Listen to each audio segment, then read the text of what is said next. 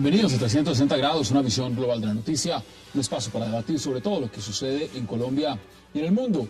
Y empezaremos hoy 360 hablando de un tema que todos los años se discute en Colombia a principios de diciembre y el cual toca a millones de personas. Nos referimos al salario mínimo. Como es costumbre, los trabajadores destaparon sus cartas exigiendo aumentos por encima del 5%, mientras los empresarios permanecen a la espera de las cifras del Banco de la República y el Departamento de Planeación Nacional para proponer su oferta. Sin embargo, se habla que el salario mínimo estaría entre 583.000 pesos y 595.000. Hoy, 360 grados a este debate. Y nuestro segundo tema de la noche estará centrado en una fecha límite impuesta por el presidente Juan Manuel Santos para culminar los diálogos de paz con las FARC, noviembre del 2013. 6 meses antes de las elecciones presidenciales del 2014 deberían haber concluido los diálogos. Así lo expresó el presidente Santos durante un encuentro con el Partido Verde. ¿Qué significa este plazo presidencial al conflicto con una organización en la cual sus voceros se contradicen en el tema de los secuestros? ¿Acabará el conflicto antes de que termine el 2013? Hoy debate aquí en 360. Y nuestro tercer tema de la noche serán las recientes declaraciones del procurador Alejandro Ordóñez de abrir procesos disciplinarios contra las personas que manejaron en nombre de Colombia el pleito en La Haya con Nicaragua. En una entrevista con María Isabel Rueda, el procurador Ordóñez anunció que envió una comunicación a la Cancillería para que remita todas las actuaciones que el Estado colombiano realizó en el tema San Andrés en La Haya para saber si hubo o no incumplimiento de responsabilidades, sobre todo en los funcionarios y en los cancilleres y negociadores. ¿Castigará Ordóñez a los responsables del desastre en La Haya o solo está haciendo ruido político? Esta noche lo debatiremos aquí en 360. No se vayan, en segundos empezamos con nuestros invitados.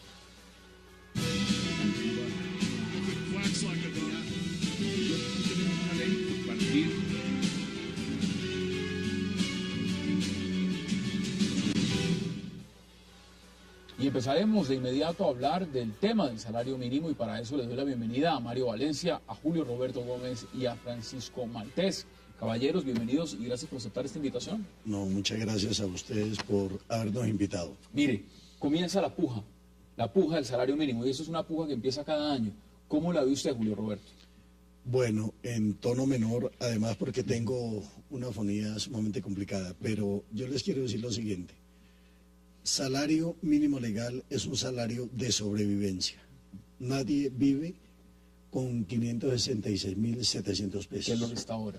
Que es lo que está actualmente el salario mínimo legal. El costo de la canasta familiar llega ya prácticamente al 1.200.000 pesos. Quiere decir que necesitan más de 2 salarios mínimos para poder comprar la canasta familiar para el denominado estrato obreros o estrato bajo, como le llama el DANE. Consecuencialmente, cuando hablamos de cifras que algunos se horrorizan, si es el 7, si es el 8%, de incremento, esto definitivamente es simplemente devolverle un poquitico la capacidad de compra y ver si en un proceso que es demasiado lento nos aproximamos a que algún día en Colombia haya salario mínimo vital antes que salario mínimo legal. Y un tema importante, muchos han hablado de dignidad en el salario mínimo, pero ya vamos a mirarlo a fondo.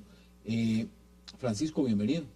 Buenas noches, muchas gracias por la invitación. ¿Cómo lo ve usted? Porque vuelvo al tema inicial. Esto es una puja que se da cada año, pero es una puja sobre la cual si no hay un acuerdo, pues el gobierno sencillamente va y dice, pues se va por decreto.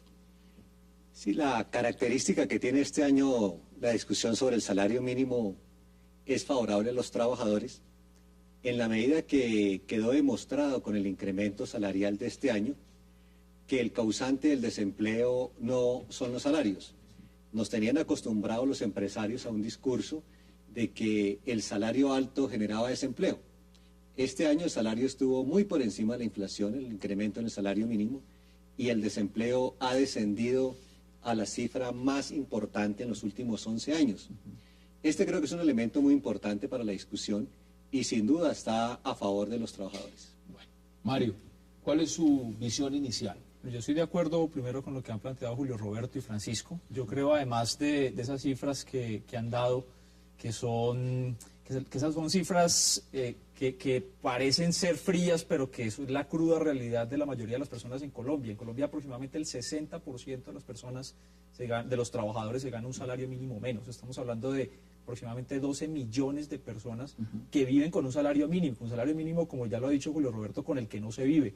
Es un salario mínimo con el que medio se come, con el que medio se transporta, con el que medio subsiste las personas, y esa es la condición de la mayoría de las personas, pero además en un país que ha venido reforzando una condición absolutamente desigual, indigna, como lo manifiesta Aurelio Suárez en su libro sobre confianza inversionista, y es que la productividad laboral en Colombia se ha incrementado en los últimos años por encima del incremento del salario mínimo. Es decir, que hay una transferencia de riqueza producto de los trabajadores a los grandes empresarios en Colombia y del sector empresarial, insisto, como producto de que la productividad laboral es mayor al aumento del salario mínimo. Y Colombia además hace parte, y lo manifiesta la OIT, del grupo de los 20 países donde es peor el salario mínimo en el mundo. Y eso ya me lo van a responder ustedes, porque lo que está diciendo Mario realmente pone en perspectiva algo dramático. Pero veamos antes declaraciones de lo que ha dicho el ministro del Trabajo, Rafael Pardo.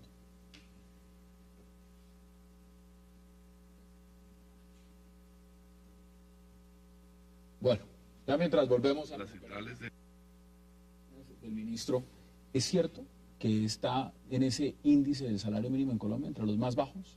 Colombia no es el país más pobre del mundo, pero es uno de los 3 países más desiguales del mundo. Una realidad. Entonces hay una concentración de la riqueza impresionante. Un país que llegó al 1.000.000 de barriles diarios de petróleo, un país que tiene una riqueza minera impresionante, un país que posee 22 millones de hectáreas de tierra cultivable. Es un país que tendría que ser el más desarrollado de la región latinoamericana caribeña. Consecuencialmente, nos parece a nosotros que pretender mantener salarios indignos, condiciones de trabajo absolutamente inaceptables, no tiene sentido ni tiene presentación. Nosotros estamos apostándole a un salario que definitivamente... ¿Cuánto es ese incremento? Vamos al grano. ¿Cuánto es lo que ustedes plantean que se debería más o menos, ese porcentaje que debería subir? Bueno, nosotros estamos planteando tener en cuenta inflación causada, productividad, el aporte del trabajo, del factor trabajo, más que el aporte fue superior al del capital.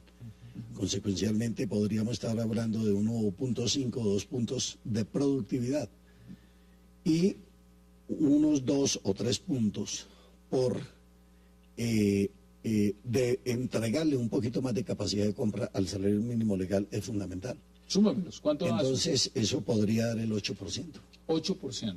El 8%. Hay quienes hablan del 10%. Y hay quienes hablan del 10% legítimamente, pero aquí como no es el que más pida.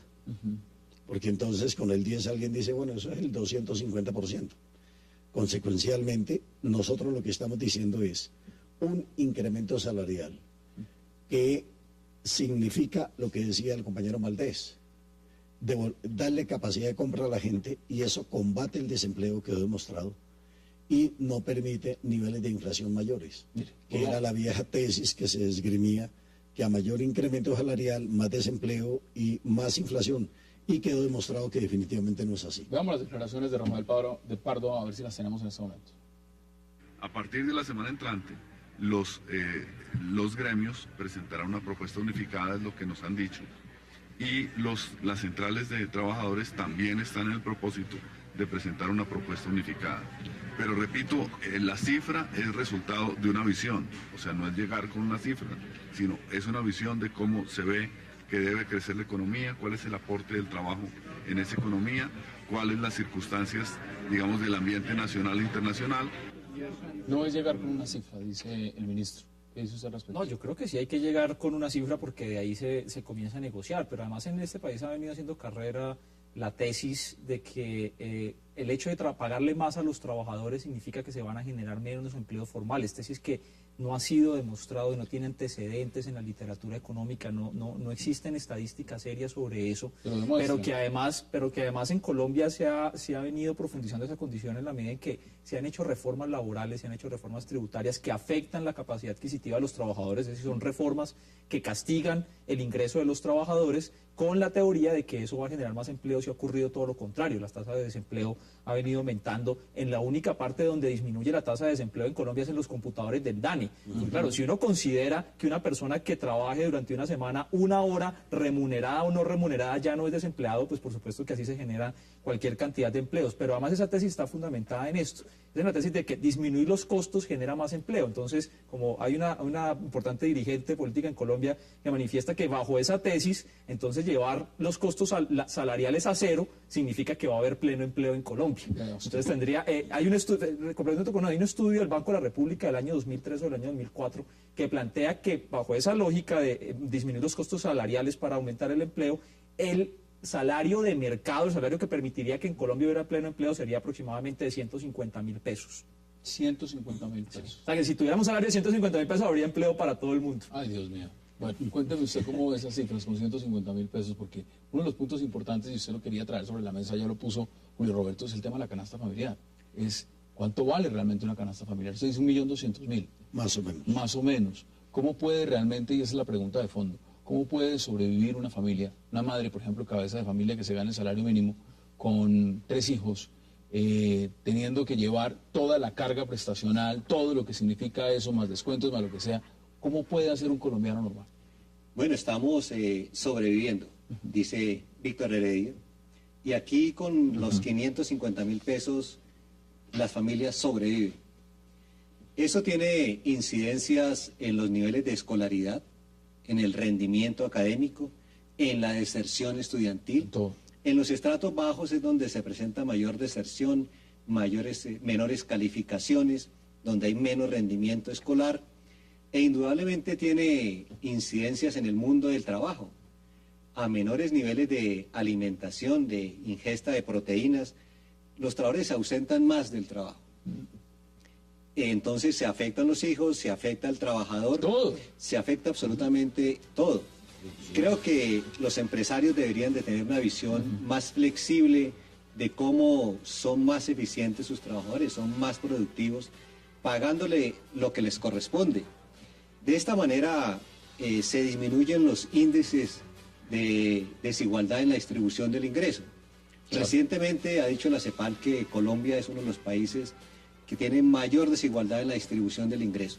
Es el tercero, solo lo superan Bolivia Haití y Angola. en el mundo. Y en la región, Bolivia y otros. Es una cosa impresionante. Entonces necesitamos hacer unos incrementos salariales muy importantes de manera de que esa brecha en la desigualdad de la distribución del ingreso se disminuya. Claro. Y un mecanismo está haciendo un aumento salarial significativo para el año 2013. Ya me va a decir usted el porcentaje, porque ya Julio Roberto me dijo más o menos cuánto calculaba él que debería ser alrededor del 8. Ya me dirá usted cuánto es. Hagamos nuestra primera pausa y ya regresamos para seguir debatiendo lo que significa esta puja en Colombia por lo de siempre.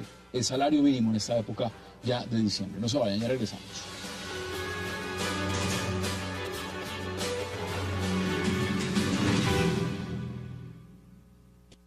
Es complicado porque si uno mira la realidad, ya hace por lo menos 800.000 pesos, pero como está hablando de un 3-4 puntos porcentuales, entonces, para mí por lo menos es casi que chistoso, ¿no? Que suban 10, 20.000, 30.000 pesos. Ojalá quedara en unos, 650.000 pesos, pero creo que nunca lo van a poner por ese precio. Yo creo que deberían duplicarlo. Es que aquí tenemos un problema grave y es que pedimos el salario mínimo. Y no es salario mínimo lo que se debe dar, sino el salario justo. Por lo menos en 610, es decir, 620. Yo creo que se le debería subir el 10%, que pase de los 600. Pues en realidad debería caer mucho más alto, por lo menos en unos 700. Yo sé que eso afecta al resto de la economía, pero es que los gastos van aumentando. Los gastos van aumentando por encima de 600, dicen 620, 625 y otros dicen hay que doblarlo.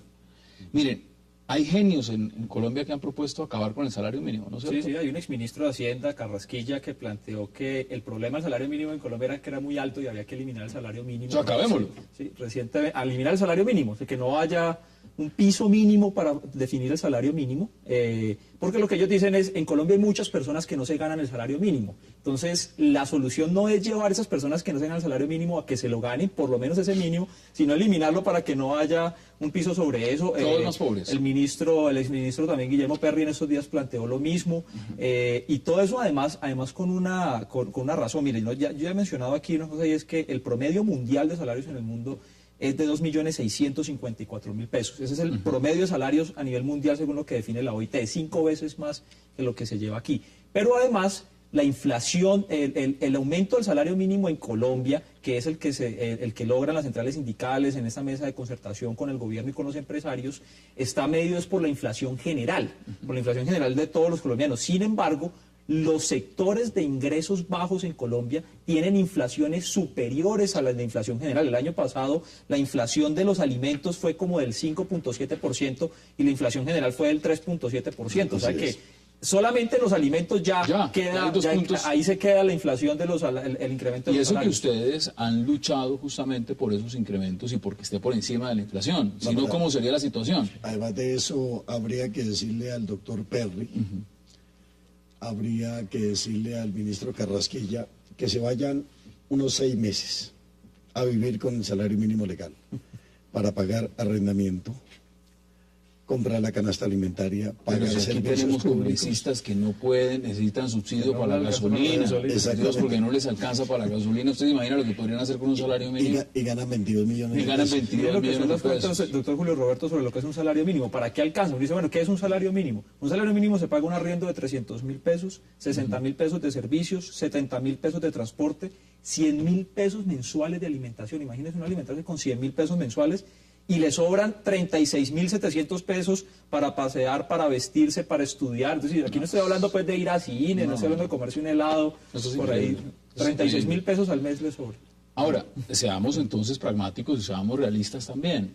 Cuando el gobierno ha puesto, yo aquí tengo cifras, por supuesto esto verlo en años, pero me voy a la lista que tengo, salario mínimo en el año 1990, era de 41.025 pesos.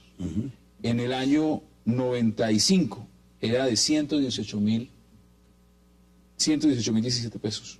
En el 2003 subió a 332.000.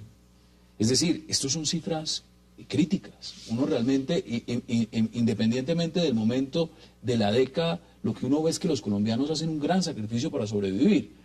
El gobierno, ¿usted cree que en este momento que se habla de una bonanza económica, de un buen momento, de que hay inversión extranjera, de que se han firmado tratados de libre comercio, de que las cifras del desempleo están disminuyendo, ¿este es un buen momento entonces para pensar en esos porcentajes que usted plantea? Naturalmente que sí. Yo creo que la gente hoy en día con un salario mínimo legal no vive, sobrevive. Se las ingenia. Y realmente eso le significa la señora que trabaja, si es madre, cabeza de familia, lavar ropas, trabajar horas extras, buscar otro empleo para poder llegar. Nadie con 566.700 pesos llega al final de mes. No llega porque con 36.000 pesos, como en la cuenta que se hacía, para transporte, para educación, para vestuario, para recreación, es absolutamente duplicarlo duplicarlo y ustedes me dirán. Lo justo sería duplicarlo. Bueno, duplicarlo en este momento, viéndolo en la coyuntura nacional de Colombia. En Brasil el presidente Lula lo hizo. Lula lo duplicó. ¿Acá se podría duplicar o no se puede duplicar? Necesitamos mirar varios elementos del entorno en el cual se discute el salario mínimo. En primera instancia, el crecimiento económico se mantiene. Y esto se refleja en las ganancias empresariales. Si uno mira las ganancias de las empresas en el último 3 trimestres, observa que comparados con el mismo periodo del año anterior, han aumentado de una manera sustancial. Hay empresas que han aumentado las ganancias 20-25%. O sea que un aumento salarial se puede hacer de una manera muy importante, en un porcentaje muy importante. Pero también en esta coyuntura política que está viendo el país, Necesitamos que sean flexibles los empresarios, que el gobierno entienda el momento político que estamos viviendo, para que el diálogo civilista y democrático dé resultados favorables para los trabajadores y permite que se continúe desarrollando Mire lo que la dice, economía. mire lo que dice ANIF. La ANIF dice que para el 2013 se debe incrementar en un 4.2%. Es decir, llevarlo a 590.755 pesos. Dice, todos los análisis apuntan a tener una inflación en la vecindad del 3% al cierre del 2012. Y dice además, para ANIF, según reza en un informe sobre el tema, subir más de esa cifra, leo textualmente, traería resultados negativos para la economía y generaría más desempleo. Sí, porque el cálculo que hace ANIF es que la inflación este año va a cerrar en el 3% y que la productividad ha aumentado 1.2%. Entonces dice, bueno, 4.2. trasladémosles toda la productividad a los trabajadores es el 1.2%, productividad que ha sido generada más por ellos, y el 3% de inflación es el 4.2%. Pero este debate sobre el salario mínimo, sobre que deba incrementarse, yo estoy absolutamente convencido que incluso debería ser más del 10%, tiene que ver además con la esencia propia del modelo económico en Colombia, que en los últimos años se ha enfocado es en el mercado externo. Sí, yo creo que esto es un aspecto bien importante por lo siguiente. Cuando todas sus expectativas de crecimiento, de generación de riqueza en la sociedad están basadas en lo que uno logra exportar, pues es apenas obvio que los compradores de sus mercancías, petróleo, carbón, flores y banano, no están en Colombia. Luego uno, pues a las autoridades económicas, al gobierno nacional, al Congreso, pues poco le debe interesar cuánto se gana una persona en Colombia. Yo creo que la discusión en Colombia debe estar enfocada que Colombia debe fortalecer el mercado interno. No existe una nación en el mundo que sea fuerte, que sea un país desarrollado, que sea un país poderoso, que no tenga un mercado interno fuerte. Le voy a dar el ejemplo de China. China, que se coge como el ejemplo del libre comercio, el ejemplo de la apertura comercial en el mundo. China es el país que más exporta mercancías en el mundo, eso es cierto. Pero China solamente exporta el 12% de lo que produce. El 12% de lo que produce. El resto se consume internamente. Es un país que no es... En Estados Unidos es el 9%, en la Unión Europea es el 10%. Yo me fui por la suave, me fui por la NIF, porque si usted le pregunta a Fedesarrollo, dice que el 4% de la NIF es demasiado arriesgado. Va por el 3%. Están diciendo que su propuesta es un modesto 3% de incremento salarial. Así es. O sea, estamos en un bache, en un diferencial muy amplio. Usted me decía 8%. Hay otros que están diciendo el 10, y si nos vamos a Fedesarrollo hablan del 3. O sea, ¿cómo zanjar esa diferencia tan grande? Y se va a Carrasquilla y dice que nada. Y bueno, se va a Carrasquilla dice que acabemos con el salario mínimo. Menos 3 o menos 5. Bueno, entonces pongámoslo en perspectiva. Ahora, Entonces, uno tendría que decir lo siguiente. Lo ideal es un salario mínimo que sea el equivalente al costo de la canasta familiar para el denominado estrato bajo. Ese es el ideal. Ahora, objetivamente, uno tiene que llegar a la conclusión de que si la economía no se adecúa y no se prepara suficientemente, puede resultar siendo un planteamiento profundamente demagógico. Y en esto nosotros no queremos abrir falsas expectativas. Irse a donde no se va a llegar jamás. En la población. Por eso las centrales obreras hoy en día estamos haciendo un esfuerzo de unidad, de mantenernos en la mesa, defendiendo como corresponde los derechos de los trabajadores, pero es un hecho que el sector empresarial debería pensar a la hora de fijar el salario mínimo legal cuál es la tasa de inflación para los sectores más empobrecidos. Y ese debería ser un factor a tener en cuenta en todo el proceso de negociación, porque definitivamente aquí hay un inmediatismo y un cortoplacismo impresionante. Yo reitero, ¿Cuál es el compromiso? ¿Cuál es el compromiso real? Que sí se puede. Lo que está planteando Julio Roberto yo creo que es muy importante porque es bueno, lo ideal sería que fuera 1.200.000, pero miremos si se puede. Bueno, sí se puede. Voy a dar algunos datos que yo creo que puedan ayudar a rápidamente porque nos dan 2 minutos. Mire, en las últimas 2 décadas, la remuneración a los asalariados con relación al PIB, es lo que ganan todos los asalariados con relación al PIB, bajó del 42 al 32%. Y al mismo tiempo, el excedente bruto de capital, que son las ganancias producidas por el capital, pasó del 48 al 58%. O sea, que estamos en una condición, en un país donde los grandes capitales cada vez ganan más y más y más y acumulan más a costa de transferir riqueza de los trabajadores a los asalariados. O sea, que sí se puede porque hay una gran riqueza acumulada en el país que debe llegar, que el Estado debe hacer. Ahora, nosotros debemos hacer un esfuerzo para que le llegue a los trabajadores. No es solo cifras, y creo que concluye usted este debate en unos 30, 40 segundos. el compromiso de este gobierno. Este es un gobierno que se ha puesto también unas metas en el tema social importantes. ¿Usted cree que el compromiso de este gobierno es más grande que el que tenían gobiernos anteriores? Creo que los compromisos de este gobierno o las propuestas de campaña de disminuir la pobreza solamente se han dado en las cifras del DANE. La participación de los salarios en el ingreso nacional ha venido disminuyendo. Dice la CEPAL que la pobreza en Colombia continúa bordeando el 50%.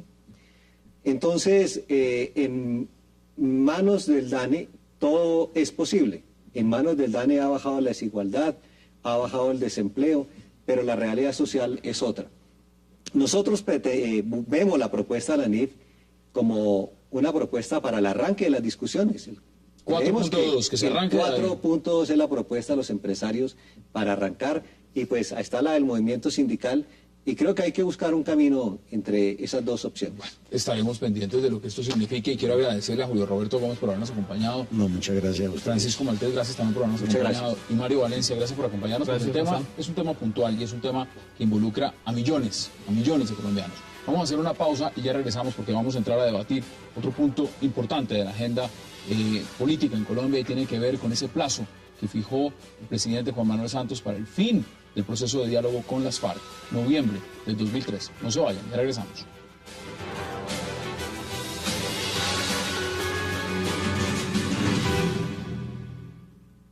Si vemos que realmente están jugando a posicionarse nuevamente ante la opinión pública internacional, que en eso tacan burro, en el sentido de que no se van a poder posicionar, todo lo contrario, si no aprovechan esta oportunidad van a quedar peor que antes, que eso tengan absolutamente claro. No les van a quitar el título de terroristas ni en Europa ni en Estados Unidos hasta tanto no lleguemos al final del conflicto. Regresamos a 360, escuchamos las palabras del señor presidente de Colombia, Juan Manuel Santos, y para debatir sobre lo que significa ese plazo, un plazo que dio el señor presidente de noviembre del 2013 para la agenda que se está llevando a cabo con las FARC en Cuba, pues para debatir ese tema le doy la bienvenida a Salud Hernández Mora. Salud, bienvenida, gracias por acompañarnos. A Fernando Cepeda, gracias también por acompañarnos. Al senador Luis Carlos Avellaneda, gracias por acompañarnos. Y a José Auxilio Gaviria. Gracias. Bueno, fecha noviembre del 2013. ¿Y cómo ve usted esa fecha? Pues una embarrada del presidente, porque el presidente puede decir noviembre, diciembre, el año que le dé la gana, las FARC van a hacer lo que quieran. Y desde luego las FARC no tienen ningún afán, las FARC no se presentan a la reelección, a las FARC miden sus tiempos completamente distintos. Si el presidente se ha querido poner la soga al cuello, es problema de él. Yo creo que motivado porque las encuestas se está dando cuenta que la gente no come entero. Entonces, y está cada vez más, pues como más modesta con las FARC y con esa actitud tan agresiva, tan beligerante, tan cínica de estos... De estos todos lo que han dicho, de las declaraciones que han dado. Ahora, senador, ¿usted lo verá de una manera o le gusta esa fecha? Noviembre del 2013. Bueno, yo creo que el presidente había anunciado que las negociaciones iban a ser de plazo corto. Siempre se habló de meses. Recuerdo que en una reunión que hicimos las comisiones de paz del Congreso, con el señor presidente nos dijo que el proceso sería un proceso de meses. Aquí se ha ido alargando, porque eran como menos meses, inicialmente eran menos. Pero se está hablando de un plazo de meses, de un tema corto, y me parece que eso está bien. El gobierno tiene que templar las riendas en ese tema. Un año, noviembre del 2013, si lo miramos en perspectiva. José Obdulio, ¿cómo lo ve usted? Hay tanto que decir, Hassan. ¿Usted sabe cuándo comenzó este proceso de negociaciones entre Santos y las FARC? ¿Ya van qué, 2 años? En el año 1996. ¿En el 96? Sí, claro, y hay documentos. Entonces... un año más, un año menos, esto es un verdadero sainete, es un montaje político, y ese noviembre es una palabra, es una frase simplemente.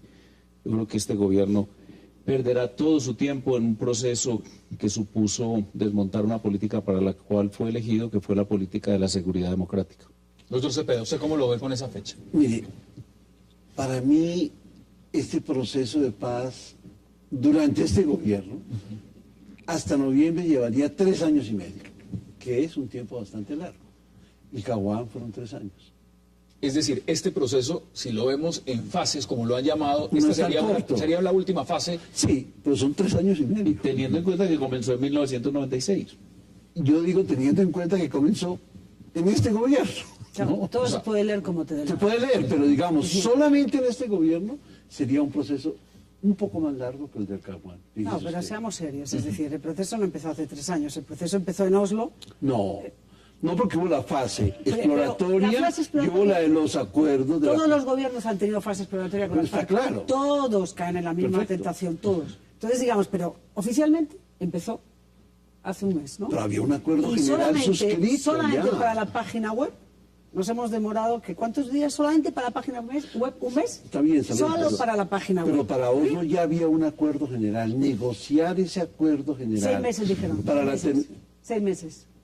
Para llegar al acuerdo. El acuerdo general en La Habana. En La Habana, sí. Pero antes de la reunión de La Habana. No, porque es que llegó un equipo negociador nuevo de la FARC, claro. Y ellos dicen que son los primeros. Es como cuando Chávez dijo que no, que su mandato el primero empezó después de 8 años de estar en el gobierno. No. Sí, pero para llegar al acuerdo en La Habana hubo antes contactos y conversaciones. Perdón, imposible llegar a La Habana sin esos contactos. En la campaña, sin crear confianza. Fran Per, que era funcionario del gobierno de Uribe, ya estaba trabajando para esos efectos, seguramente, con Santos.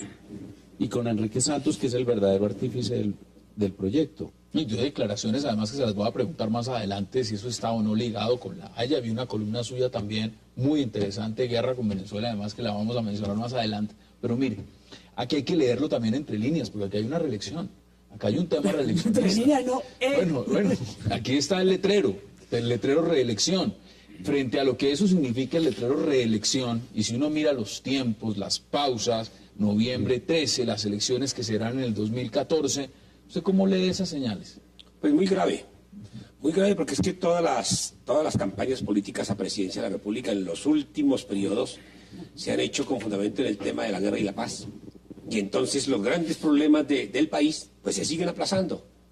Yo sigo viendo ahí el tema de seguridad democrática, paz, pero la paz construida como la se debe construir en el país, es decir, construir el Estado social de derecho, hacer de la educación el derecho fundamental de los colombianos y las colombianas, hacer de la salud no un negocio, como está montado desde la Ley 100 de 1993, sino un verdadero derecho para los colombianos, hacer del trabajo un epicentro marcado por justicia y equidad para la clase trabajadora, vivienda para los trabajadores, es decir, rescatar la dignidad de los colombianos.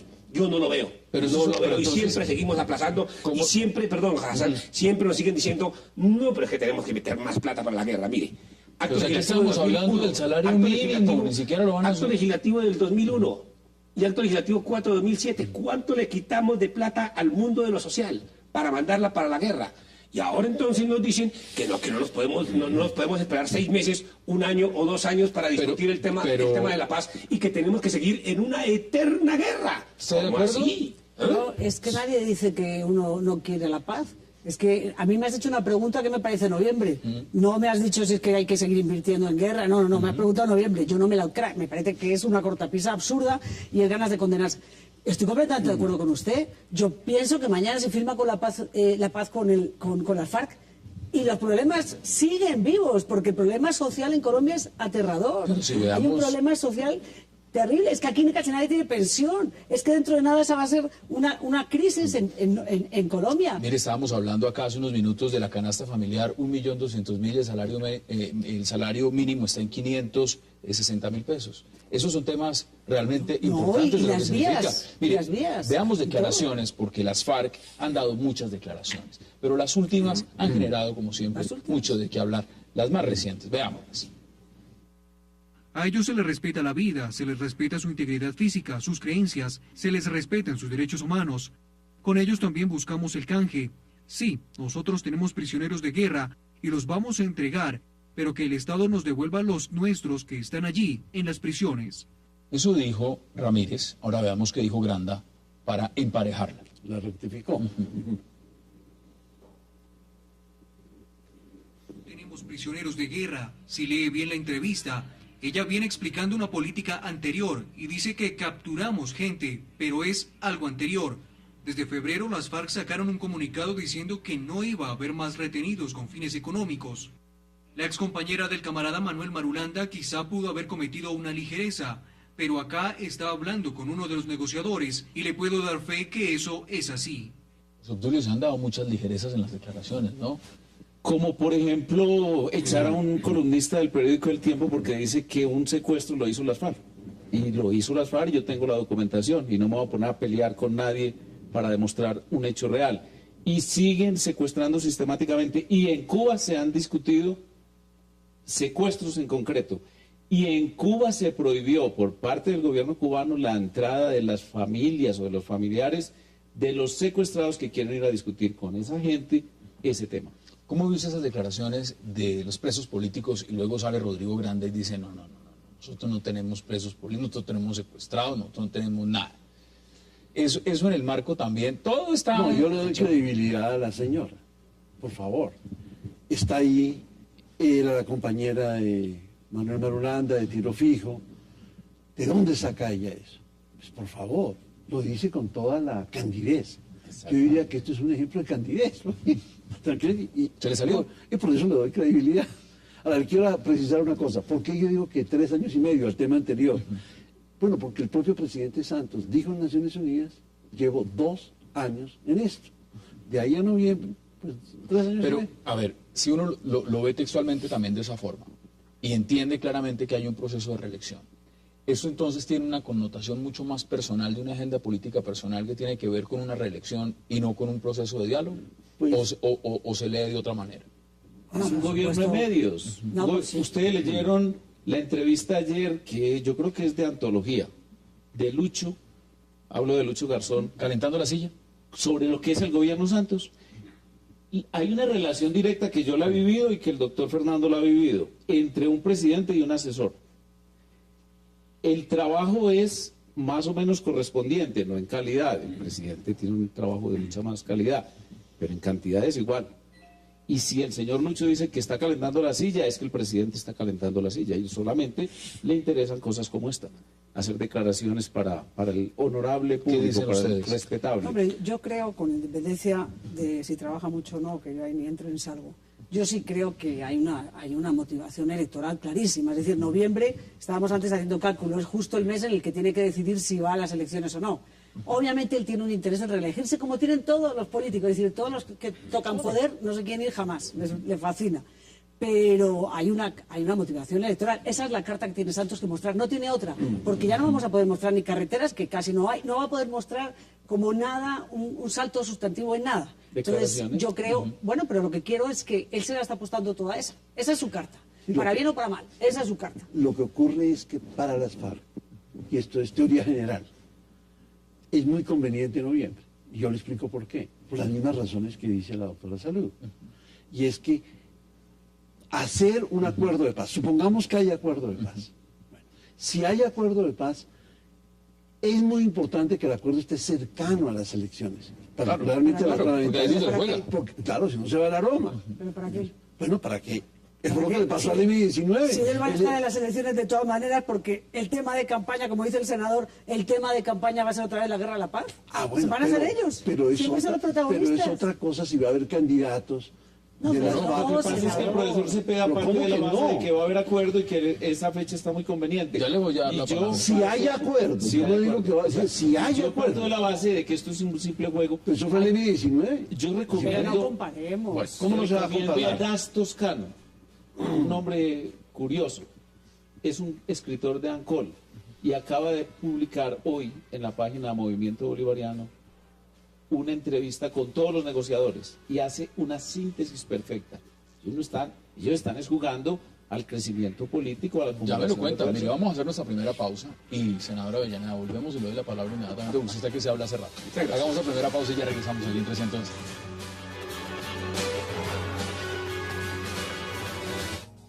Llegó a Colombia Fonte Celta, el agua mineral más pura. Fonte Celta, enriquecida con solidaridad.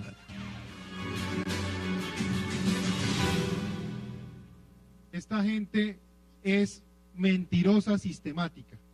Ya no se sabe en qué creer. Un día dicen una cosa, otro día dicen otra cosa, se confunden y se contradicen entre ellos mismos. La verdad es que allá lo que se ve es un enredo permanente de tantas afirmaciones que hacen y que de una u otra manera son contradictorias entre sí. Sobra decir que yo estoy de acuerdo con lo que dice el señor ministro de la Defensa. Suenan muchas contradicciones. Yo no sé qué estará pensando el doctor de la Calle cuando escucha al ministro de Defensa hablar que vaya a tirarse los diálogos, ¿no? Porque la orden también es esa. No vayan a perturbar las negociaciones. Pero a ver, senadora Avellaneda, veámoslo en la perspectiva porque no solamente es el marco de la reelección. Veíamos, usted decía que desde el 96 el hermano del presidente Juan Manuel Santos, Enrique Santos, y él están maquinando este proceso. De unas declaraciones que creo que las leímos todas en la revista Semana, donde decía que esto está muy ligado también y que hay que tener mucho cuidado con las decisiones que tome Colombia en cuanto a cómo vaya a afrontar el acatar o no, o en enfrentarse con Nicaragua después del fallo de la Corte Internacional de Justicia. ¿Usted cree que todo esto está entrelazado? Yo creo que sí, pero es una papa caliente para el presidente. Déjeme decir algo antes del tema de las mentiras de las FARC.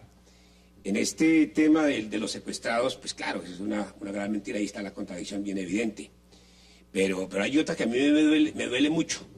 Claro, me duele la de los militares que están secuestrados, pero es que la de los niños, la de reclutar a los niños, llevárselos forzadamente a la guerra, ¿no? Y decir, no, que es que el ejército hace lo mismo. ¿Cómo así?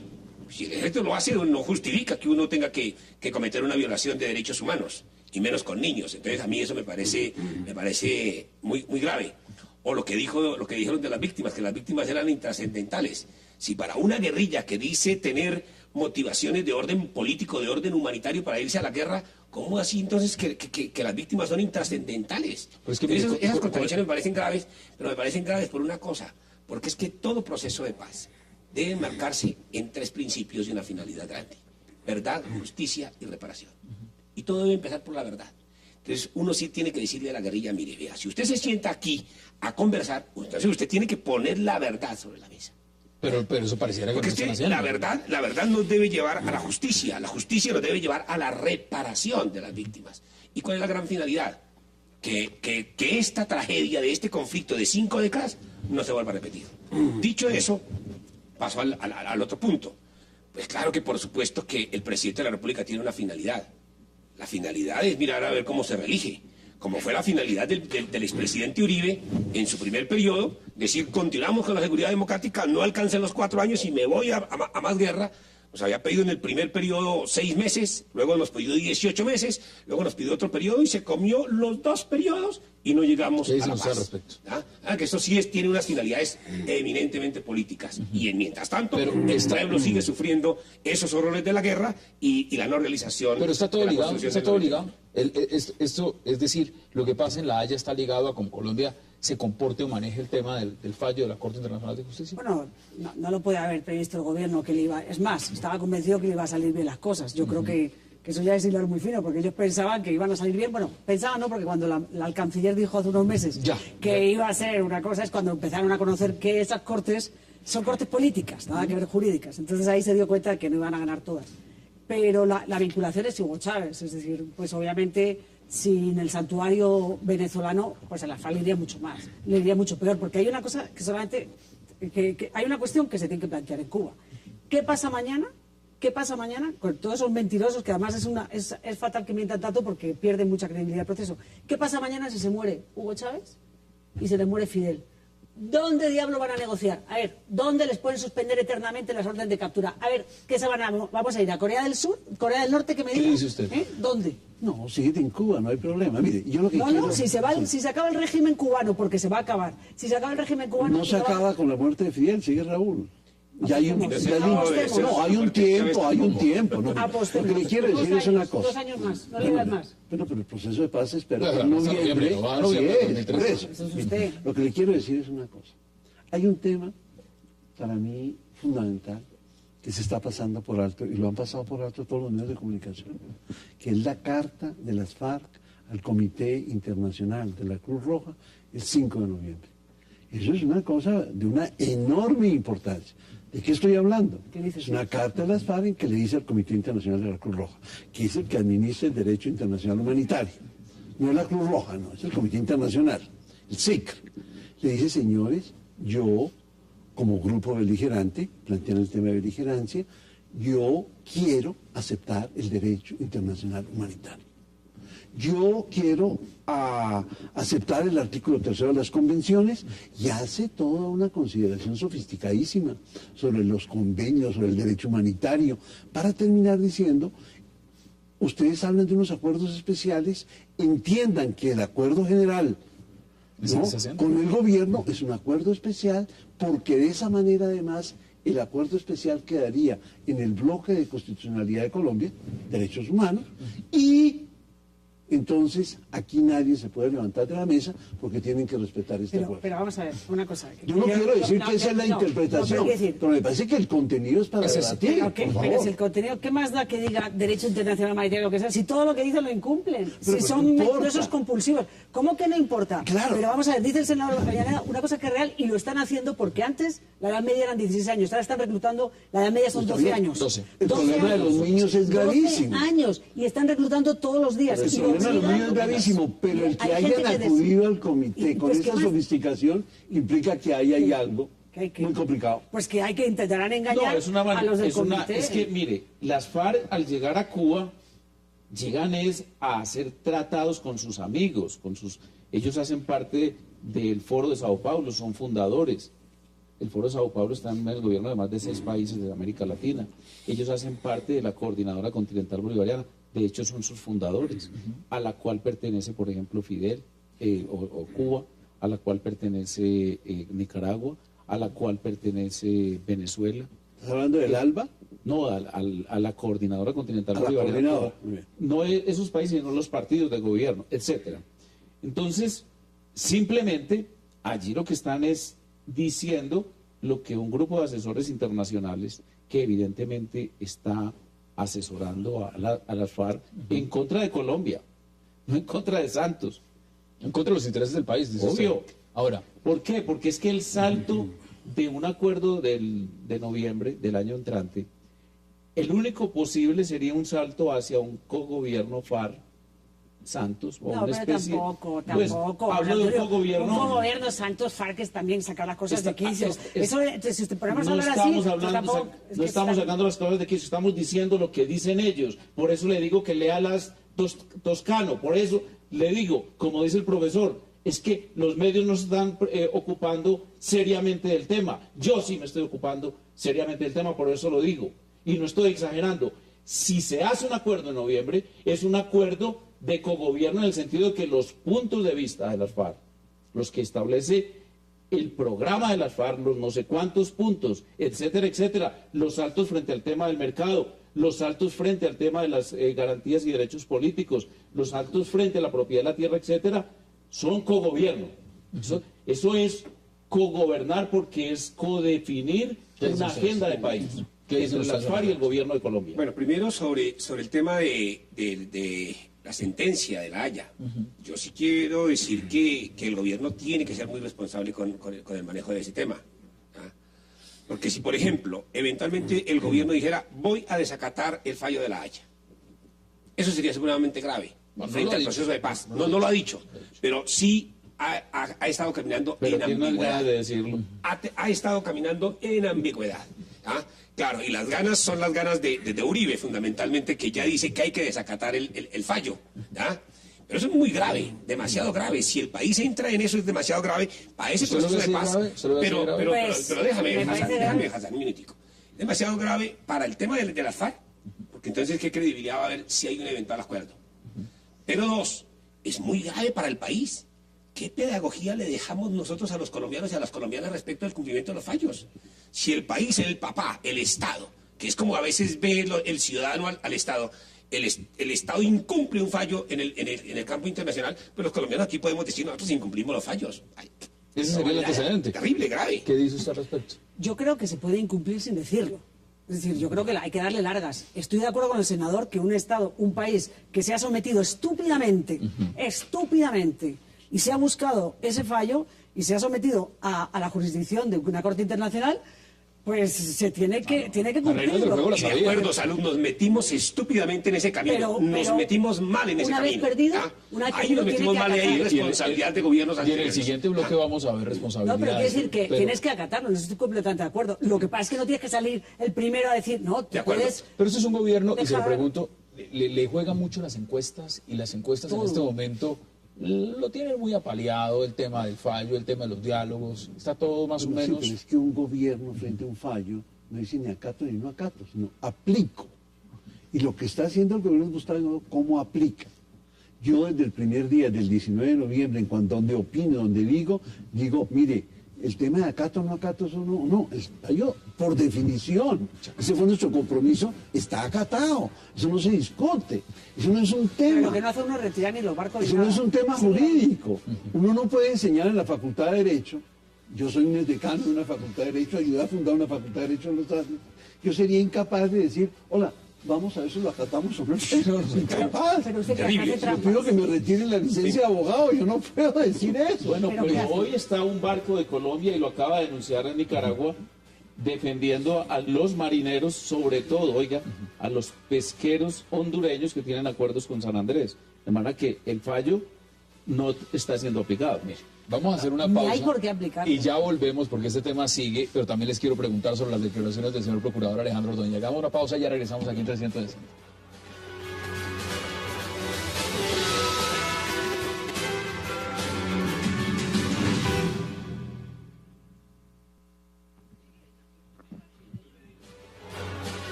Regresamos a 360 y estamos viendo imágenes del procurador Alejandro Ordóñez, reelecto con 80 votos en el Senado. Bueno, ahí no hay, después de que uno tiene 80 votos, ¿qué puede uno decir en el Senado? ¿No? Que es un ¿Qué genio. ganó? Sí, ¿qué ganó? Pero mire, quiero... Ay, ¿cómo fue su voto? Abstención. Una constancia, además, la única constancia en contra de esa reelección. Bueno, ahí está. Un genio. Vamos a ligar temas, porque están de alguna forma ligados, y el procurador Ordóñez participa en todos los temas políticos en Colombia. Mire, dice que hay que acatar el fallo de La Haya, por supuesto, pero que también hay que firmar nuevo tratado con Nicaragua. Pero me parece muy interesante lo que dijo, y es que hay que investigar acciones de tipo disciplinario contra todos los que llevaron en el nombre de Colombia este proceso en La Haya. ¿Usted cómo ve esa declaración? Una pérdida de tiempo. Es decir, yo creo que esto es un tema político que no tiene nada que ver. Pues sí, cometió un error desde el gobierno, y se sabe. Y ahora ponernos a investigar algo que no deja de ser un error político. Yo creo que la Procuraduría que investigue corrupción, que en el país está por todos lados. Es decir, tocas un esto y estalla, que es su obligación. Y intentar que se deje de desangrarse los fondos en muchas provincias. Eso es un tema político. ¿Qué hacemos ahora con... Destituimos de por vida a Fernández de Soto? ¿Y? Si eso es de Nicaragua ya, hermano. Entonces, creo que se dedique el procurador a lo que lo eligieron, aunque obviamente, primero a dar los puestos a todos los que no, senador. ¿A cuánta gente no tendrá que...? Son 500 puestos los que tiene la Procuraduría de gran remuneración. Entonces, primero tendrá que reordenar ese mapita, los 80 hay que satisfacerle. Y una vez que haya cumplido con sus electores, que se dedique a combatir la corrupción, que es un poco contradictorio, ¿no? Primero tienes que... cuadrar y pero a mí no me parece absurdo ponerse a investigar lo que no dejan de ser errores políticos y ineptitudes. José Tulio, ¿qué dice usted al respecto de lo que dice? Pues es que habría que investigar desde los 48, porque de hecho desde ese momento nos comprometimos a entrar en un tribunal al que no han entrado, por ejemplo, Estados Unidos, Venezuela, profesor, ayúdenme, en América. Así es. Son como 6 países que nosotros, incluso hay países, y ahí contradigo al profesor, que desacatan fallos, como por ejemplo, lo voy a contar varios. Francia, en el tema de los ensayos nucleares. Marruecos con lo polisario, toda la vida le ha importado cero lo que diga la ONU. También. Pero es que no tienes que decirlo, no lo cumplas. Islandia, etcétera. Entre otras cosas, el presidente Uribe ha hablado de desacatar el fallo. Hay un caso de Estados Unidos con Nicaragua mismo. Por eso. Es que no hay que decirlo, no se cumple esta. Y se hace uno el tonto. Pienso que eso muestra un hecho. Y es que el asunto no es mirar desde el punto de vista de una investigación, que en este caso sería disciplinaria, por ser Procuraduría, a quienes han participado en la política internacional colombiana, sino mirar desde el momento del fallo y hacia adelante.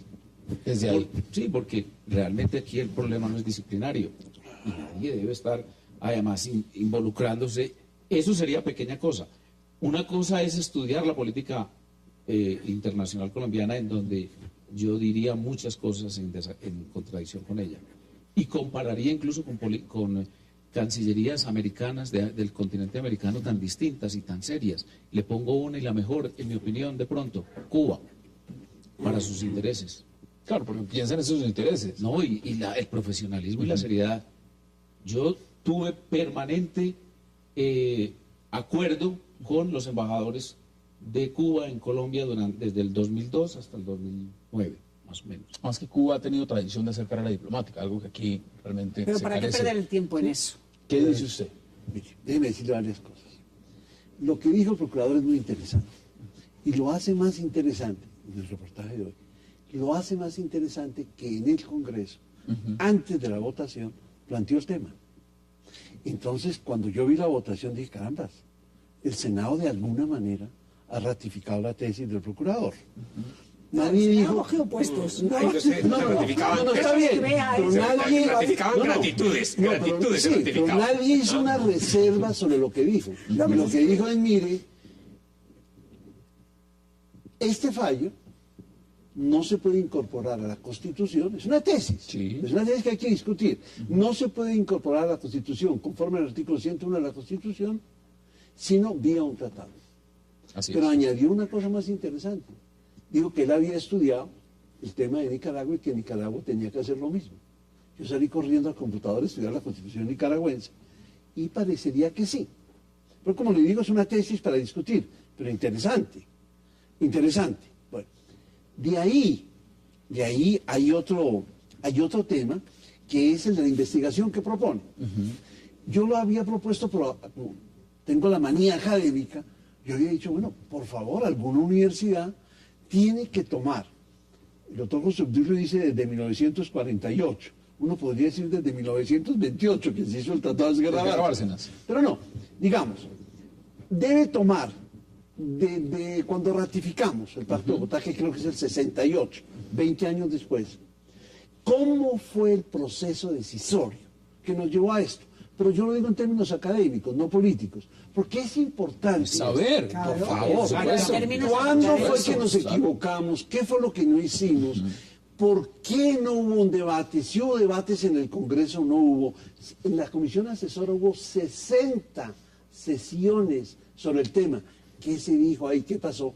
Yo creo que él no podría obtener toda la información. Estoy preguntándome si él podría obtener la información, por qué el gobierno puede alegar privilegio ejecutivo, como en Estados Unidos, y decir, mire, hay cierta información que yo no puedo proporcionar. Por ejemplo, las opiniones de los abogados internacionales. Los propios abogados podrían decir, un momentico, yo escribí eso, pero para usted, usted no me haga público eso. Muy complicado.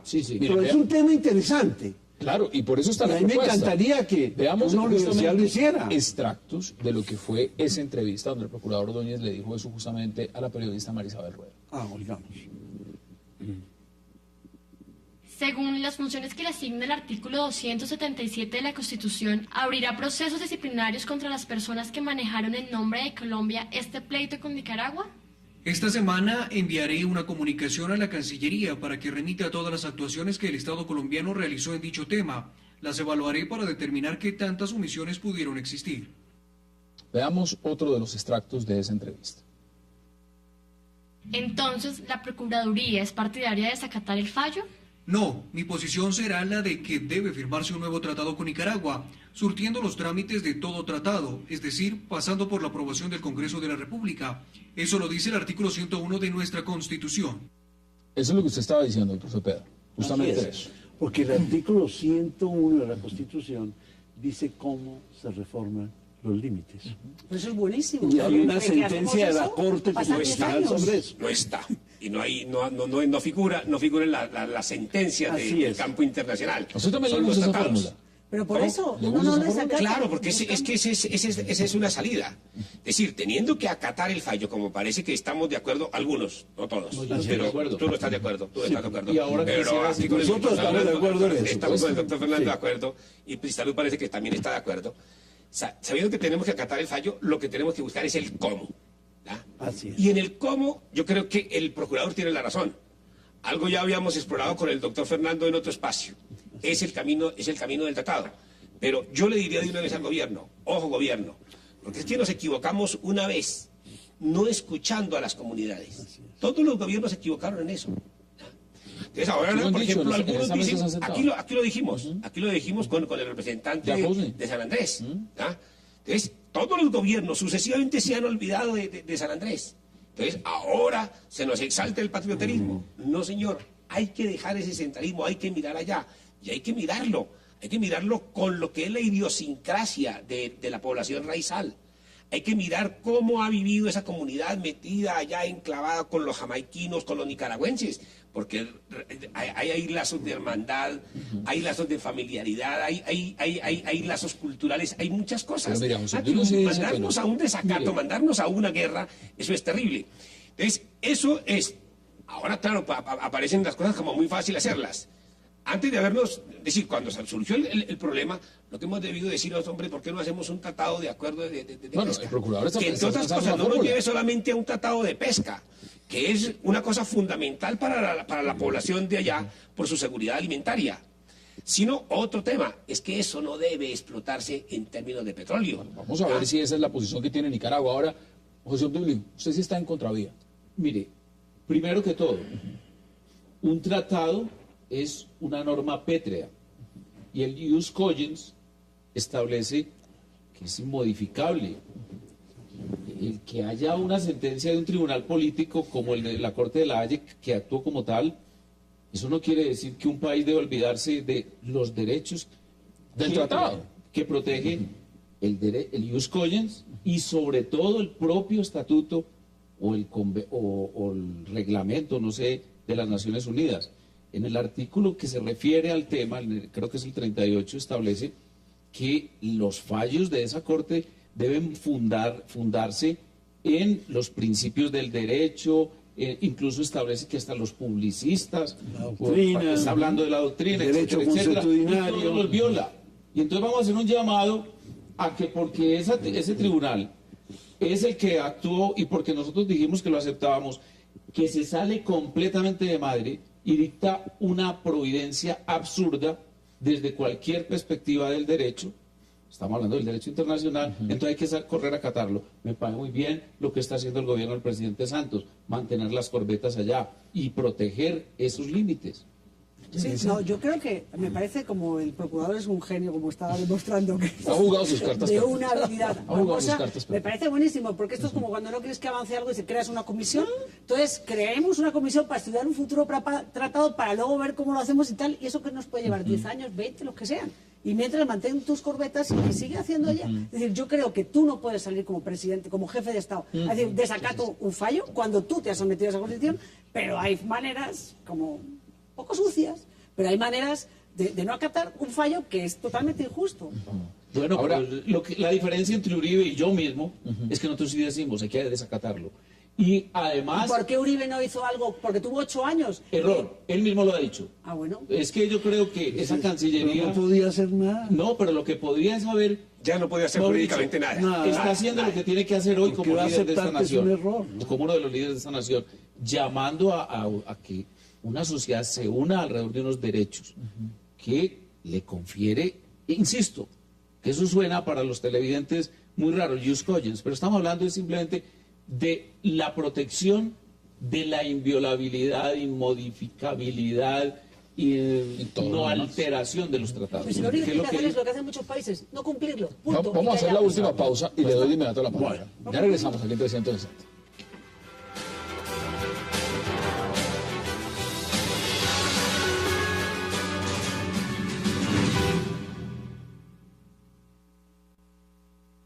¿Pero qué congresista de Colombia aprobará un tratado con Nicaragua que recorte 75.000 kilómetros de nuestro mar Caribe? Esa es la forma como las decisiones judiciales internacionales se recepcionan en nuestro ordenamiento jurídico. Si no hay aprobación del Congreso, no hay nuevo tratado. Y si no hay nuevo tratado, pues no hay nuevos límites. No hay nuevos límites.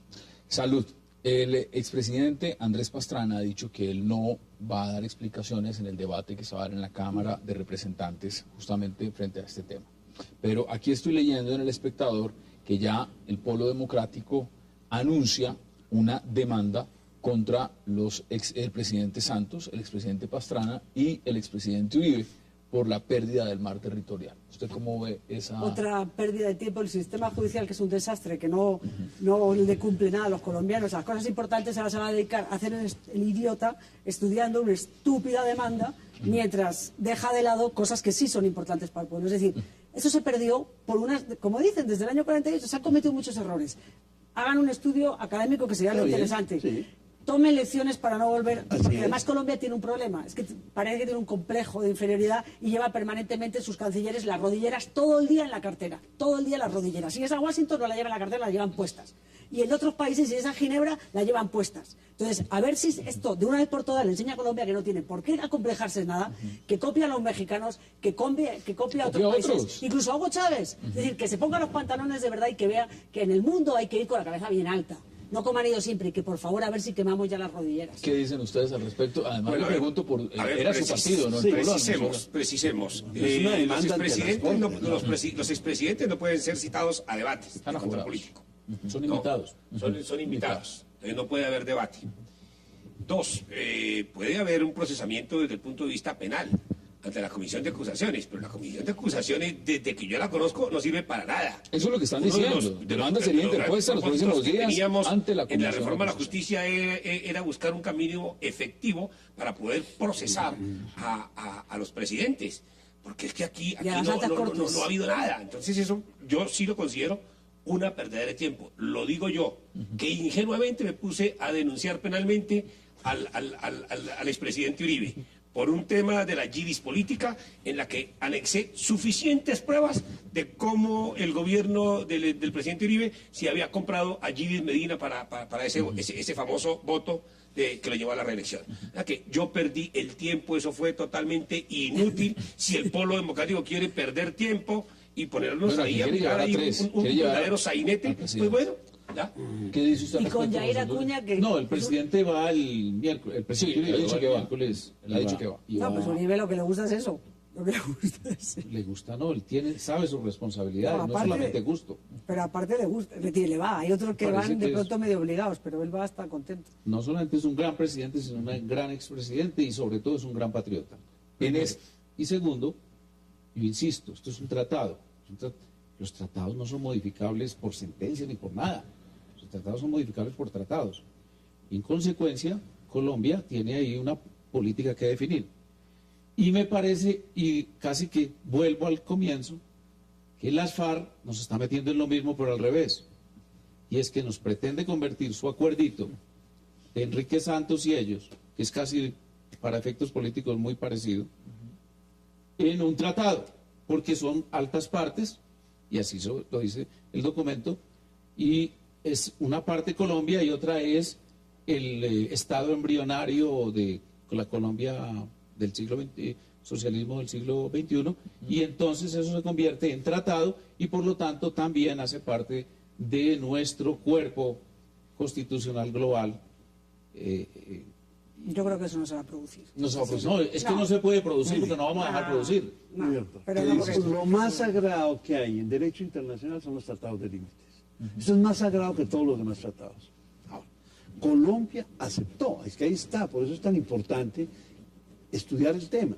Colombia aceptó que ese tratado de límites, declarado inválido por Nicaragua, fuera a la consideración de la decisión de la Corte Internacional. Las reglas del juego estaban puestas y Colombia las sabía. Ahora, se sabía con claridad que cualquier decisión, la más favorable, Colombia perdía.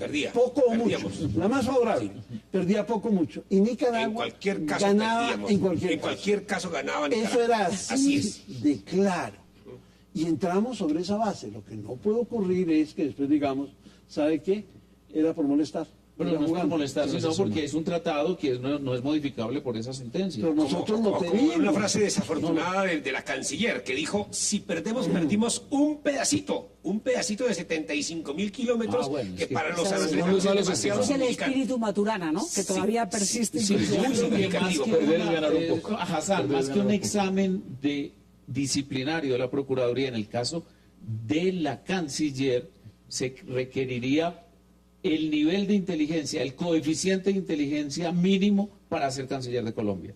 Y ese yo creo que ustedes tampoco tienen... es decir, yo creo que eso es demasiado ya. Lo que sí pienso es que la canciller tiene que dimitir. Es decir, lo lógico es que ella misma presente la dimisión. Antes de mirar el tema de la responsabilidad, porque todos han sido muy claros en sus exposiciones diciendo, bueno, desde el punto de vista académico, que se investigue, que no se cometan los errores. No, pero políticamente tiene que dimitir. Pero yo les pregunto eso, desde el punto de vista político. No, se tiene que ir a canciller. ¿Puede esto pasar sencillamente por un tema académico? ¿Puede esto pasar sencillamente por un tema donde las responsabilidades, y yo se los pregunto en el marco de cualquier otro país, si esto hubiera pasado en cualquier otro país y se pierden 75.000 kilómetros de territorio, siguen todos en el No hay responsabilidades políticas. Hassan, es decir, si no hay hoy un gran debate político sobre la entrevista de Lucho Garzón, que describe, desentraña, desmenuza cómo funciona el gobierno, va a verlo sobre este tema. Hombre, es más importante el fallo de la Haya. ¿Cuáles son sus conclusiones en 20 segundos sobre el acabó el tiempo, senador, para que todos puedan concluir? Yo sí quiero decir esto. Aquí hay responsabilidades bien grandes de gobiernos anteriores. Yo prácticamente a la canciller le achaco un problema de pedagogía. Ella misma sabía que después del paralelo 82 nosotros podíamos perder una parte de ese mar y lo que significaba eso. Y aquí no se hizo pedagogía. Nos montaron en una cosa demasiado optimista. No vamos a perder. En algunas ocasiones se nos dijo, no vamos a perder. No, al contrario, nos dijeron que vamos a ganar. Entonces eso fue terrible. Entonces yo sí creo que hay esa responsabilidad. La responsabilidad mayor está en gobiernos anteriores. Ahora, también coincido. ¿En qué vamos a sacar con eso? ¿Vamos a terminar en juicios de responsabilidad? ¿Vamos a terminar con condenas penales, disciplinarias? Creo que eso va a terminar en nada. Aquí este país no termina en nada. Pero sí, ojalá sacáramos las lecciones académicas para el futuro. Y si por lo menos hiciéramos de Colombia un país con carrera diplomática, creo que avanzaríamos. Son dos asuntos de los que hemos hablado que merecen una gran rectificación. Y creo que está a consideración de todos nosotros hacerlo. Conclusiones en 20 segundos, Salud. Sí, yo creo que tiene que pagar responsabilidad política. La última, es decir, le ha tocado, no es de pronto la más responsable, pero alguien tiene que pagar. Y como dice, me sumo a lo del senador Avellaneda, si conseguimos que la diplomacia colombiana, aparte de ir con digno y con la cabeza alta, no sea para pagar favores políticos de todas las campañas, es decir, si conseguimos que los gobiernos no paguen los favores políticos con puestos diplomáticos, con ineptos, por favor, pues ya habríamos conseguido algo. 20 segundos. A mí me parece que las responsabilidades están muy dispersas y no hay, como a mí me parece muy injusto con la canciller, decir eso, ¿y ella qué podía hacer? Habría que averiguar si en la audiencia oral se habría podido meter nuevos argumentos, nuevas cosas, no estoy tan seguro. Pero eso es lo que hay que investigar. Ahora, que unas declaraciones, que uno que el otro, si da para tanto. No, pero es un revés político. Tú en un gobierno, cuando tienes un revés político, las será injusto, se crearon ambiente político favorable para la sentencia, indudablemente. No, pero es un revés político del gobierno y tiene que pagarlo. Y ahí está, y el debate sigue abierto y la mesa sigue abierta para ustedes también. Doctor Fernando Cepeda, gracias por aceptar la invitación. Salud, Hernández Mora, como siempre, gracias por aceptar la invitación. Senadora Avellaneda, gracias también. Y José Luis Gaviria, gracias por aceptar la invitación. Y a ustedes, gracias por acompañarnos. Tenemos una cita mañana de nuevo aquí en 360 para seguir debatiendo la agenda política de Colombia y del mundo. Hasta una próxima oportunidad.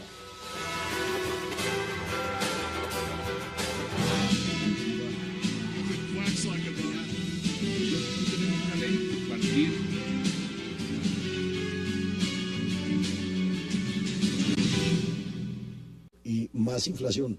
Y quedó demostrado que definitivamente no es así. Veamos las declaraciones de Rafael Pardo, a ver si las tenemos en este momento. A partir de la semana entrante, los gremios presentarán una propuesta unificada, es lo que nos han dicho, y las centrales de trabajadores también están en el propósito de presentar una propuesta unificada.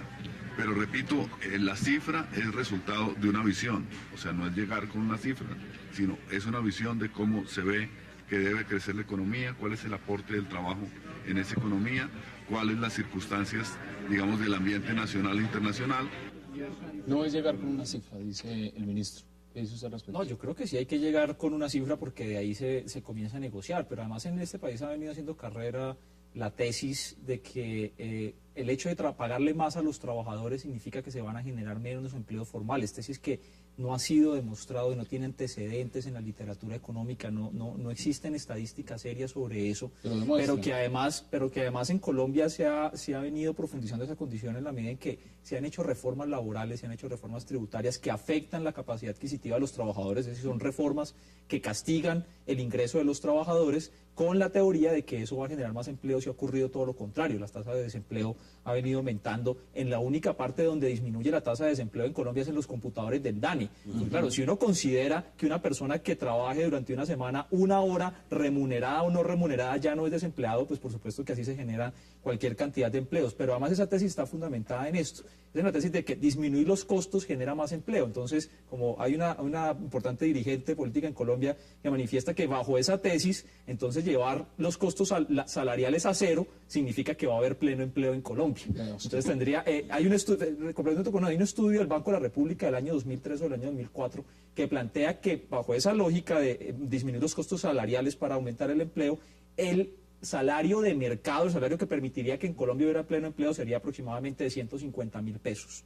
150.000 pesos. O sea que si tuviéramos un salario de 150.000 pesos habría empleo para todo el mundo. Ay, Dios mío. Bueno, cuénteme usted cómo ve esas cifras con 150.000 pesos, porque uno de los puntos importantes, y usted lo quería traer sobre la mesa, ya lo puso Julio Roberto, es el tema de la canasta familiar.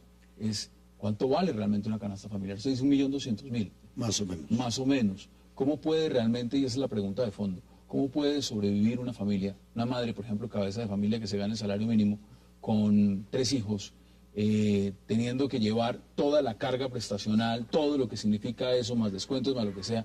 ¿Cómo puede hacer un colombiano normal? Bueno, estamos sobreviviendo, dice Víctor Heredia, y aquí con los 550.000 pesos las familias sobreviven. Eso tiene incidencia.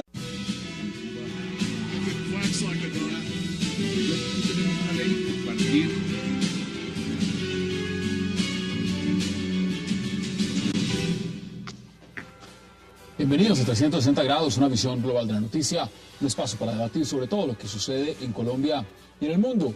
Y empezaremos hoy 360 hablando de un tema que todos los años se discute en Colombia a principios de diciembre y el cual toca a millones de personas. Nos referimos al salario mínimo.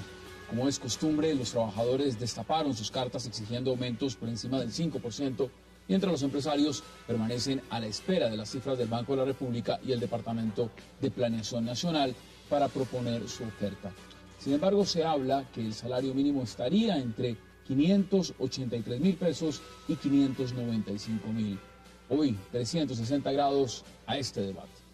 Y nuestro segundo tema de la noche estará centrado en una fecha límite impuesta por el presidente Juan Manuel Santos para culminar los diálogos de paz con las FARC, noviembre del 2013.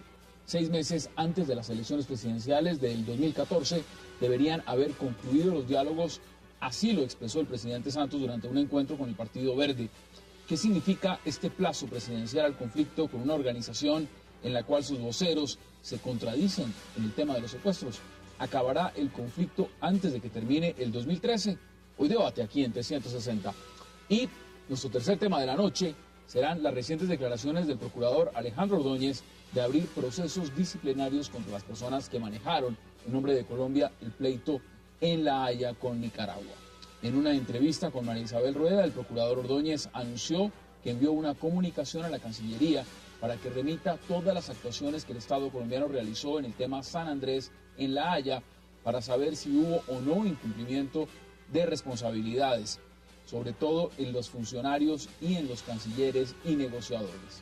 ¿Castigará Ordóñez a los responsables del desastre en La Haya o solo está haciendo ruido político? Esta noche lo debatiremos aquí en 360. No se vayan, en segundos empezamos con nuestros invitados.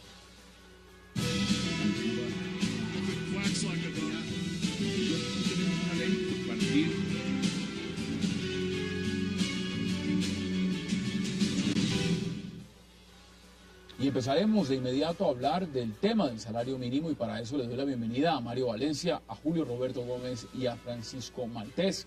Caballeros, bienvenidos y gracias por aceptar esta invitación. No, muchas gracias a ustedes por habernos invitado. Mire, comienza la puja del salario mínimo, y eso es una puja que empieza cada año. ¿Cómo la ve usted, Julio Roberto? Bueno, en tono menor, además porque tengo una fonía sumamente complicada, pero yo les quiero decir lo siguiente. En los niveles de escolaridad, en el rendimiento académico, en la deserción estudiantil. En los estratos bajos es donde se presenta mayor deserción, menores calificaciones, donde hay menos rendimiento escolar, e indudablemente tiene incidencias en el mundo del trabajo. A menores niveles de alimentación, de ingesta de proteínas, los trabajadores se ausentan más del trabajo. Entonces se afectan los hijos, se afecta al trabajador, se afecta absolutamente todo.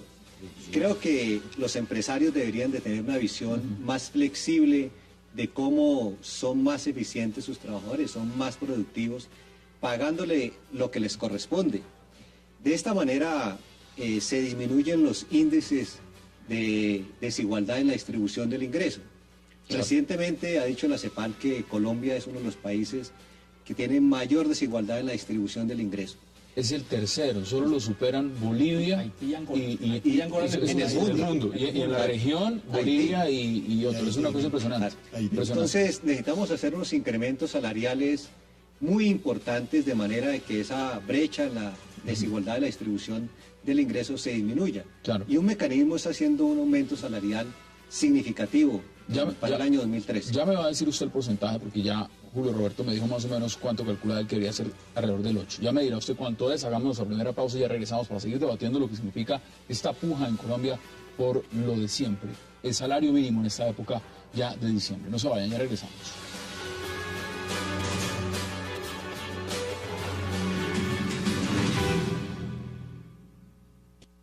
Es complicado porque si uno mira la realidad, ya hace por lo menos 800.000 pesos, pero como está hablando de un 3-4 puntos porcentuales, entonces para mí por lo menos es casi que chistoso, ¿no? Que se van 10, 20.000, 30.000 pesos.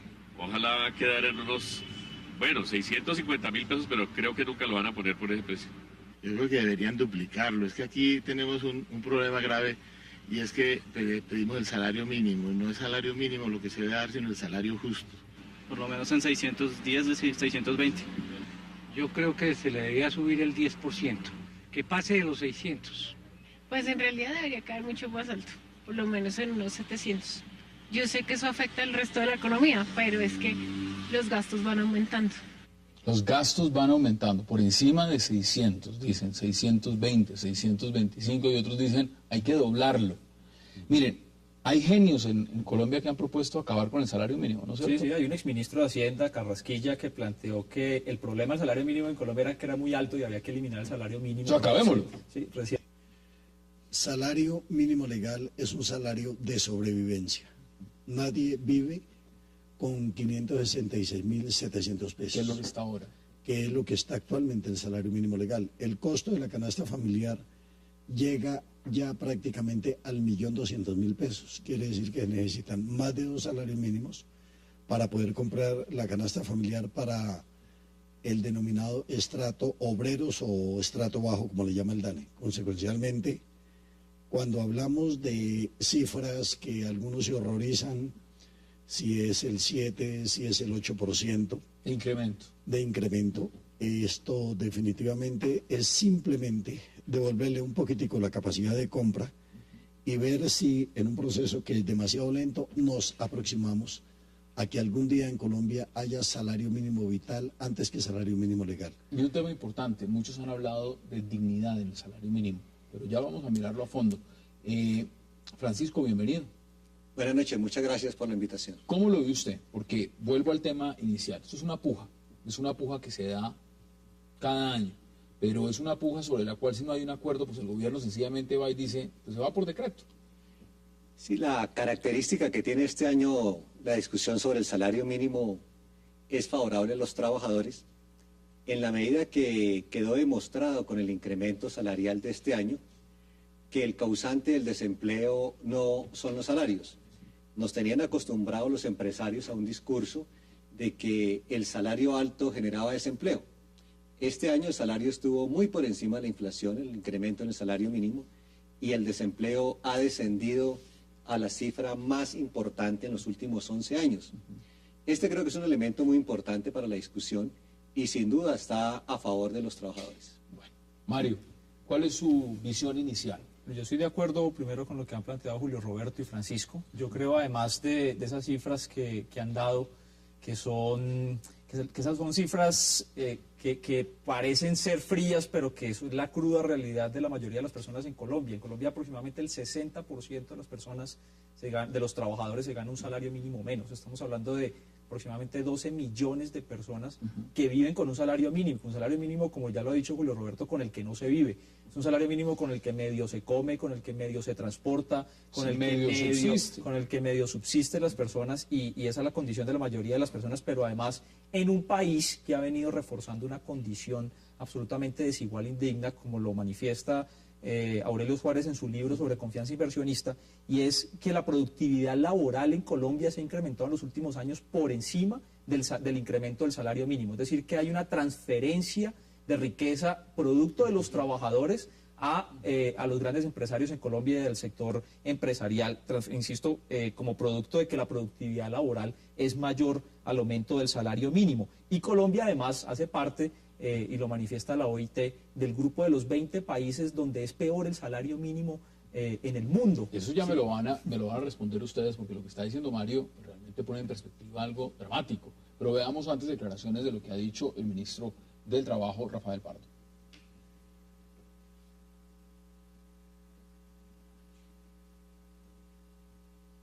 Bueno, ya mientras volvemos a las centrales del ministro, ¿es cierto que está en ese índice del salario mínimo en Colombia entre los más bajos? Colombia no es el país más pobre del mundo, pero es uno de los 3 países más desiguales del mundo. Una realidad. Entonces hay una concentración de la riqueza impresionante. Un país que llegó al 1.000.000 de barriles diarios de petróleo, un país que tiene una riqueza minera impresionante, un país que posee 22 millones de hectáreas de tierra cultivable. Es un país que tendría que ser el más desarrollado de la región latinoamericana caribeña. Consecuencialmente, nos parece a nosotros que pretender mantener salarios indignos, condiciones de trabajo absolutamente inaceptables, no tiene sentido ni tiene presentación. Nosotros estamos apostándole a un salario que definitivamente... ¿Cuánto es ese incremento? Vamos al grano. ¿Cuánto es lo que ustedes plantean que se debería más o menos, ese porcentaje que debería subir? Bueno, nosotros estamos planteando tener en cuenta inflación causada, productividad, el aporte del trabajo, del factor trabajo, más que el aporte fue superior al del capital. Consecuencialmente podríamos estar hablando de 1.5 o 2 puntos de productividad y unos 2 o 3 puntos por de entregarle un poquito más de capacidad de compra al salario mínimo legal es fundamental. Súmamelos, ¿cuánto más? Entonces eso podría dar el 8%. 8%. El 8%. Hay quienes hablan del 10%. Hay quienes hablan del 10% legítimamente, pero aquí como no es el que más pida. Porque entonces con el 10 alguien dice, bueno, eso es el 250%. Consecuencialmente, nosotros lo que estamos diciendo es un incremento salarial que significa lo que decía el compañero Maldés, darle capacidad de compra a la gente, y eso combate el desempleo que he demostrado y no permite niveles de inflación mayores, que era la vieja tesis que se esgrimía, que a mayor incremento salarial, más desempleo